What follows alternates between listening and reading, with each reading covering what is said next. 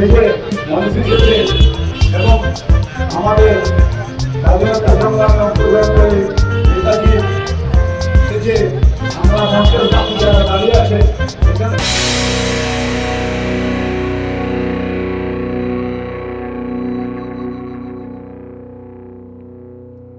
তৃণমূল কংগ্রেস ছাত্র পরিষদের প্রতিষ্ঠা দিবস উপলক্ষে নেতাজি সুভাষচন্দ্র বসু, ঈশ্বরচন্দ্র বিদ্যাসাগর, স্বামী বিবেকানন্দ, রামকৃষ্ণ দেব থেকে রবীন্দ্রনাথ ঠাকুরের মতন সেজে হাজির হলেন কয়েকজন।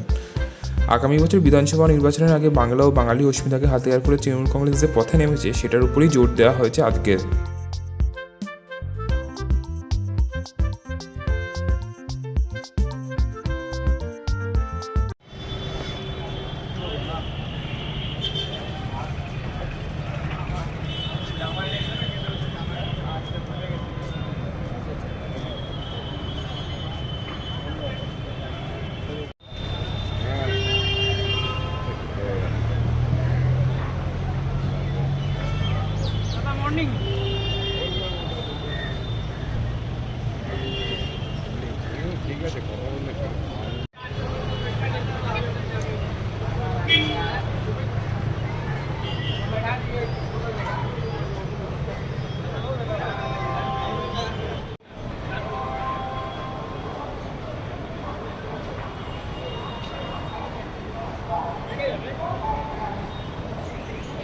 মমতা বন্দ্যোপাধ্যায়ের যিনি আমাদের বার্তা দিয়েছেন যে বাঙালিদের কখনো সম্মানকে ভূখণ্ডিত করতে দেবেন না।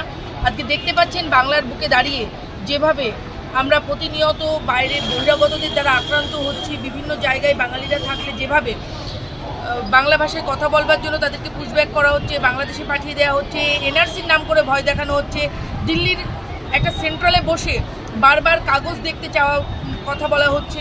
এই যে অপমান সর্বক্ষণ সময়ে বাঙালি সবসময়ে আত্মবলিদান দিয়েছে। বাঙালি সবসময়ে আপনারা দেখেছেন স্বাধীনতা যুদ্ধে, স্বাধীনতার আন্দোলনে বাঙালির অবদান কতখানি। সেই জায়গায় দাঁড়িয়ে Mamata Bandyopadhyay NRC issue, SIR issue নিয়ে আজকে বার্তা দেবেন নতুন প্রজন্মকে।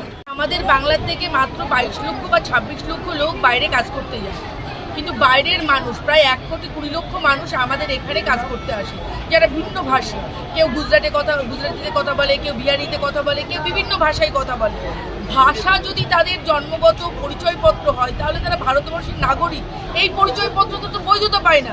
এরা এস্টাবলিশ করতে যাচ্ছে ভাষার ভিত্তিতে মানুষকে ভাগ করা। আমরা বাংলা ভাষায় কথা বলি বলে আমরা বাংলাদেশি। এই যে প্রমাণ করে দেওয়া, এই যে দাগিয়ে দেওয়া ব্যাপারটা, এটা তীব্র ধিক্কার জানায়। তার কারণ বাংলা সবসময় ইন্ডিয়াকে পথ দেখিয়েছে।